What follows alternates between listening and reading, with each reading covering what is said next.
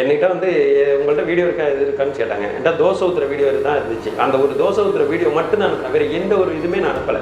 அந்த தோசை ஊற்றுற வீடியோ ஒன்றை வச்சு இந்த பெஸ்ட் கன்சல்டிங் என்ன இந்த விசா வரையும் கொண்டு வந்துட்டாங்க. இன்னும் 2 நாளில் நான் வெளிநாடு போகிறேன். ரொம்ப அவ்வளோ சந்தோஷமாக இருக்குது எனக்கு பெஸ்ட் கன்சல்டிங்கை பொறுத்தவரையும்.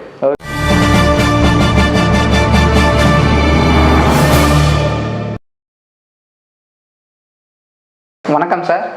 வணக்கம் சார், உங்கள் பேர் என்ன, நீங்கள் எங்கேருந்து வரீங்க, அந்த டீட்டெயில்ஸ்லாம் கொஞ்சம் சொல்லுங்கள் சார். என் பேர் விஜயகாந்த்.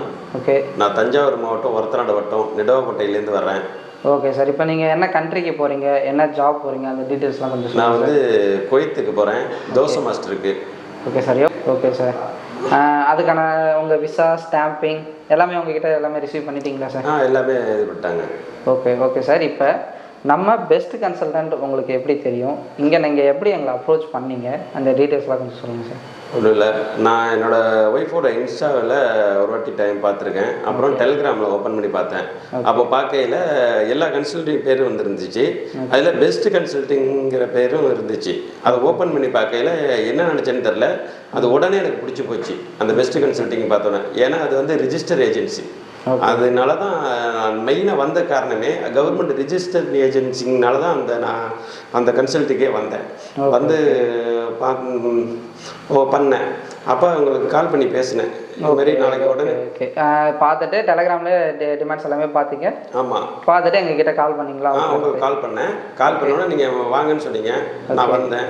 வந்து அப்புறம் அந்த கால் பண்ணும்போது உங்களுக்கு டீட்டெயில்ஸ் எல்லாமே கேட்டோமா உங்ககிட்ட? ஆமாம், என்கிட்ட அந்த டீட்டெயில்ஸ் எல்லாமே நீங்கள் கேட்டீங்க.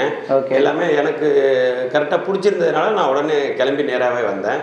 வந்துட்டு நீங்கள் ஒரு அக்ரிமெண்ட் கொடுத்தீங்க. அதில் எல்லாமே டீட்டெயில்ஸாக இருந்துச்சு. என்ன வேலைக்கு போகிறீங்க, எவ்வளோ சம்பளம், எத்தனை நாளில் ப்ராசஸ் ஆகும், என்னென்ன எல்லாமே இருந்துச்சு.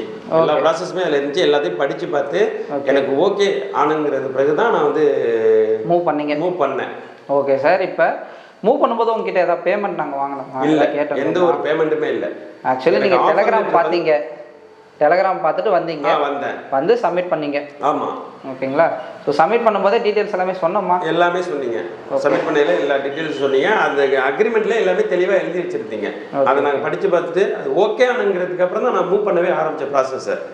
ப்ராசஸ் மூவ் பண்ண ஆரம்பித்தேன். எனக்கு எந்த ஒரு காசும் கேட்கல, எதுவுமே கேட்கல. ஓகே. ஆஃபர் லெட்டர் வந்ததுக்கு பிறகு தான் நான் அமௌண்ட்டே கொடுத்தேன். சரிங்க சார். இப்போ சப்மிட் பண்ணதுலேருந்து உங்களுக்கு எவ்வளோ நாட்களுக்குள்ளே இன்டர்வியூ வந்துச்சு, எவ்வளோ நாள் ஆஃபர் லெட்டர் வந்துச்சு, எவ்வளோ நாள் விசா வந்துச்சு, இந்த டீட்டெயில்ஸ்லாம் கொஞ்சம் தெளிவாக சொல்லுங்கள் சார். நான் சப்மிட் பண்ணி போனோடனே எங்கள் ஊரில் ஓனர் கால் பண்ணாங்க. கால் பண்ண அடுத்த செகண்டே ஈவினிங்கு எனக்கு வந்து ஃபஸ்ட்டு கால் பண்ணி ஓனர் பேசினார். அப்புறம் இங்கே கன்சல்ட்லேருந்து அடித்தாங்க. நான் சொன்னது டீட்டெயில்ஸு மறுநாள் ஆஃபர் லெட்டர் வந்துடுச்சு. ஓகே. ஆக்சுவலி அவங்க வந்து நீங்கள் டாக்குமெண்ட் சப்மிட் பண்ண போன அன்றைக்கே வந்து இன்டர்வியூ அங்கேயே கால் பண்ணிட்டாங்க. ஆமாம், எல்லாம் பேசுனாங்களா? என்ன நல்லா பேசுனாங்க, இங்கிலீஷ்லாம் பேசுனாங்க, நல்லா பேசுனாங்க. எனக்கு பிடிச்சிருந்துச்சு. அவங்க கால் பண்ணி ஏஜென்சிக்கு சொன்னோன்னே உடனே ஓகே, மறுநாள் எனக்கு ஆஃபர் லெட்டர் வந்துட்டு. ஆஃபர் லெட்டர் வந்தோன்னா நான் வந்து சப்மிட் பண்ணேன். இங்கே போய் ஆஃபர் லெட்டர் வந்து உங்களுக்கு சென்ட் பண்ணோமா, பார்த்தோமா? ஆமாம், ஆஃபர் லெட்டர் சென்ட் பண்ணீங்க, நான் பார்த்தேன். அதுக்கப்புறம் 3 நாள் விசா வந்துச்சு எனக்கு. ஓகே. அந்த விசா வந்து எனக்கு கொஞ்சம் டவுட்டாக இருந்தது. உடனே குவைத்தில் என்னோட சிஸ்டர் இருக்காங்க, அவங்களுக்கு செக் பண்ணி ஓகே பண்ணதுக்கப்புறம் ஒரிஜினல். உங்களுக்கு டவுட் வந்துச்சு இவ்வளோ ஃபாஸ்ட்டாக வந்துச்சுன்ட்டு? இல்லை, ஃபாஸ்ட்டாக வந்துச்சு இல்லை, நான் வந்து தேவையில்லாத ஏஜென்சியில் நிறையா கட்டி ஏமாந்துட்டேன். அந்த ஒரு ஏமாற்றம் வந்து எனக்கு நிறையா இருந்துச்சு.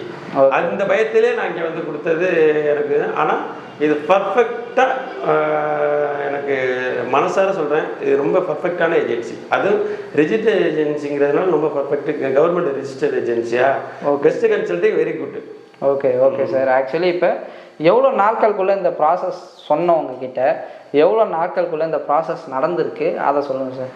இந்த ப்ராசஸ் வந்து எனக்கு 90 நாள் சொன்னாங்க. ஓகே. ஆனால் மோஸ்ட்லி இது வந்து 40 டேஸில் முடிஞ்சிச்சு. Okay okay. 30 நாள்லேயே முடிய வேண்டிய ப்ராசஸ்ஸு 40 டேஸில் முடிய காரணம் என்னோட தவறு தான்.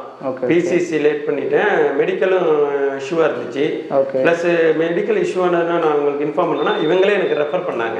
Okay okay. பெஸ்ட் கன்சல்ட்லேயே எனக்கு ரெஃபர் பண்ணி எந்த மெடிக்கல் செட்டு போனால் ஓகே ஆகும் அப்படிங்கிற மாதிரி அவங்களே பேசி அவங்களே சரி பண்ணி அவங்களே அனுப்புனாங்க. அவங்க முன்னால் தான் எனக்கு மெடிக்கலும் ஓகே ஆனிச்சு. Okay okay. ஆக்சுவலி நம்ம சைடில் எல்லாமே எவ்வளோ நாட்களுக்குள்ளே உங்களுக்கு விசா எவ்வளோ நாட்களுக்குள்ளே வந்துச்சு, அந்த டீட்டெயிலாம் சொல்லுங்கள் சார். விசா வந்து எனக்கு வந்து மோஸ்ட்லி 2 நாள் ஆஃபர் லெட்டர் வந்துச்சு, 3 நாள் விசா வந்துருச்சு. ஓகே. 1 மந்த்ல இது ஸ்டாம்பிங் வரையும் வந்துட்டு எனக்கு. ஓகே. ஆனால் 10 நாள் என்னோட டிலே, வேற ஒன்றும் இல்லை. இல்லைன்னா உங்களுக்கு என்ன சீக்கிரமாகவே இல்லை, நான் டிசம்பர்லேயே நான் போயிருக்காது வேண்டிய ஆள். Okay okay sir. ஸோ இவ்வளோ ஃபாஸ்ட்டாக நடக்கும் நீங்கள் நினச்சி பார்த்துருந்தீங்களா? இல்லை, நினச்சி பார்க்கவே இல்லை. நீங்கள் 90 நாள் சொன்னோன்னா எனக்கு கொஞ்சம் டவுட்டாக இருந்துச்சுன்னா 90 நாள் இருக்கிறாங்கல்ல.